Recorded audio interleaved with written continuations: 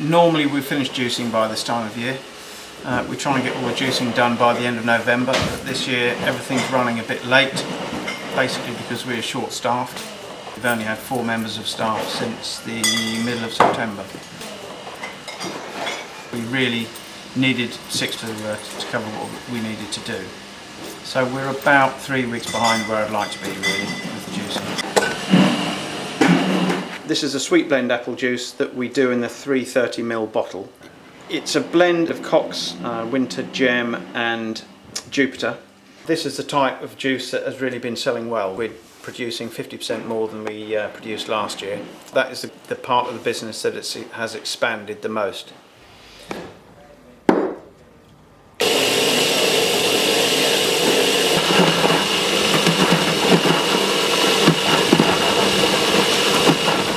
Well, we're still juicing and pasteurising every day, but yeah, we're kind of winding down on this side of things. But then, of course, we're back to the beginning again with straight back to pruning. We've gone on for a lot longer, I think, than we did last year. We weren't juicing this late into the year last year. So we've had to get like Chris in to come and help us, because otherwise it would just be me and Tim, and obviously Tim needs to get cracking with other things that need to be doing. Plenty of other things on the farm that need to get sorted.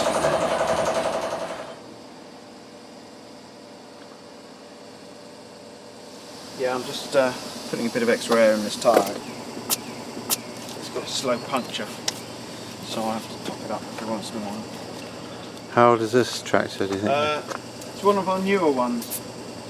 I think it's 1981, thereabouts. Right.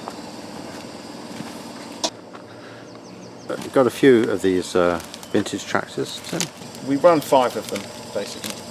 But I've got one that needs an engine rebuild. This one actually is fairly clapped out. It's done 6,500 hours, which is quite a lot for one of these 158s. I don't put a huge amount of hours on this one really, so it'll probably last, might even see me out, you never know.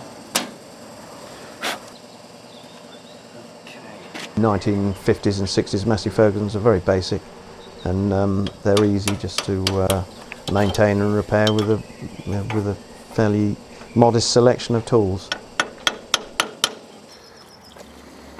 How would you describe the condition of your tractor fleet? Full working order, but not quite pristine. We wouldn't enter them into concours competitions. They're not show tractors, that's for sure. What I like about them actually is that you can work on them. You know, they're not complicated and they're easy to repair, easy to maintain.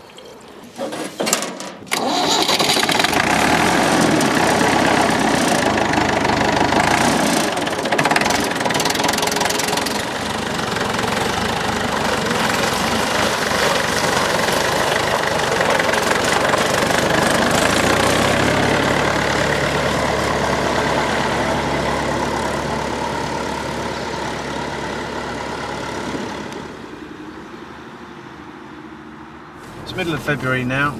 We've got about an acre of apples pruned, and we've got about another 10 acres to go, more or less. We've got quite a few trees we want to grub this year, ready for replanting. Mostly plums. We aren't pulling any apples out. We're not producing a surplus of apples. You know, the juicing business is taking care of all that. Yeah, that must have been May then, probably. We had some quite nice weather. It was April was nice last year. I'm trying to remember it. We're just really getting our teeth into the pruning. Done a couple of days. It'll be our next job for the next month or two. Certainly until well into April, I would think. Yeah, I've been enjoying it, especially when it's good weather like today. It's much nicer than being stuck in that juicing room. With old trees, you know, you do end up having to get rid of broken branches and dead branches, and you get canker in them, and you get dieback. And most years we will be sort of halfway through the apples by now, whereas at the moment we've barely started. But I'm not really too worried once we get into March. I think we'll go through it pretty quickly, and we'll catch up without too much trouble.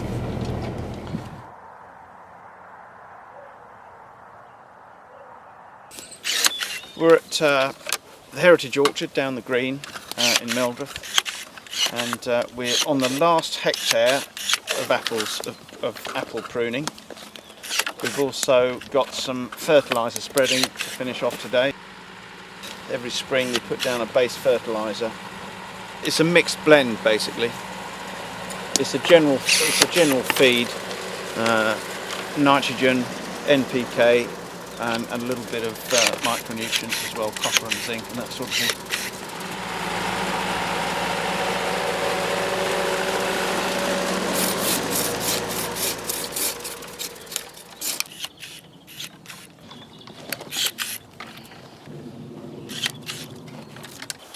Yeah, it's right the tail end of the apple season as far as the stocks are concerned. We haven't completely sold out. We've got a few customers that buy apples for horses, for animal feed, and in the case of the British Queen, they feed them to their pigs.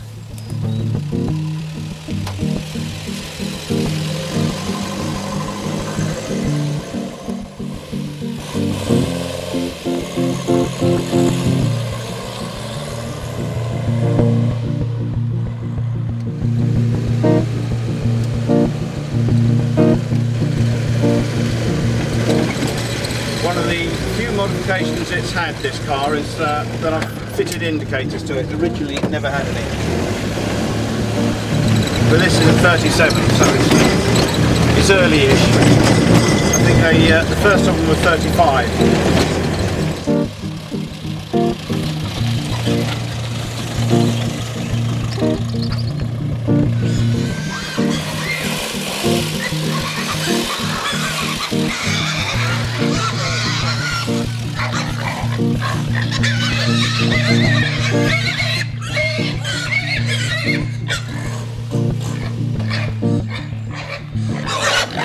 There we go.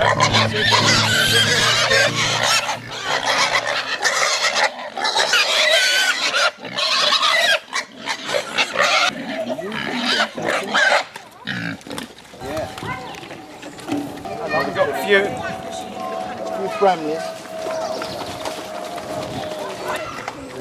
They've got a nice little run here, haven't they? How many food miles have we got basically for these pigs then? Well, once they've been to slaughter, not very far, about 5 miles really, back and then back on the menu. Yeah, from here to the pub about 50 yards. Yes, and they don't go very far. Yes, they have a lovely little life. Yeah, yeah, they do. Yeah.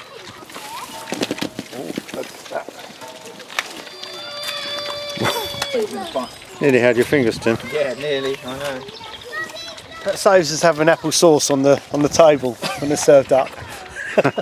Like them. Yep, the Bramley flavours in the pig. Yeah. Keep the Bramley flavours. They'll have beer tonight, because it's bank holiday weekend. Are they real ale drinkers or They are. lager drinkers? Only the one that stands at this side. He gets all the beer. Yeah. He's the clever one. In there. That one? Yeah. Have you ever noticed them actually get pissed? Or? Yeah. Yeah? Well, when I was with Wally, Yeah. I gave him 16 pint, a big tub, big bucket, and I poured it in over their meal, and they kept bumping into the trees. And old Wally said, I think they're piss beer. I said, I don't know, Wally, I don't think. He said, they won't make it back to the hut tonight. For 4 pigs, last year we had Ellen will know. 780 sausages, without the cuts, without the hams, without all the joints. So we get a lot really for a little pub. So it's quite a lot to get through. So sausages on the menu quite a bit. So it's a nice little bit of local cooperation going on here. Buddy here, he grows the apples.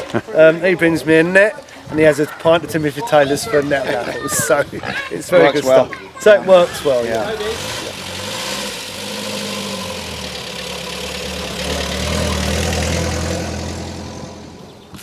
Last season was a very good season for us. We had a full crop of pretty much everything, both apples and plums, which doesn't really happen all that often.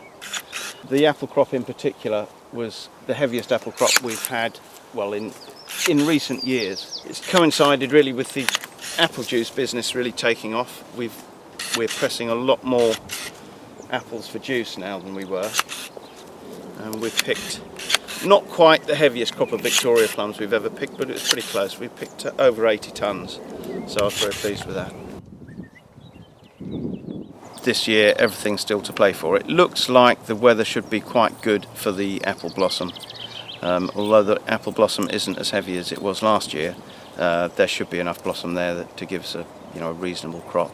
If the weather's half decent, we should end up with enough fruit. So yeah, last season was a very good season. We had a bumper crop, and yeah, things went well. But we've had plenty of seasons that haven't been like that, and you need a good season every once in a while, really. If they're all bad seasons, then you pack up and do something else.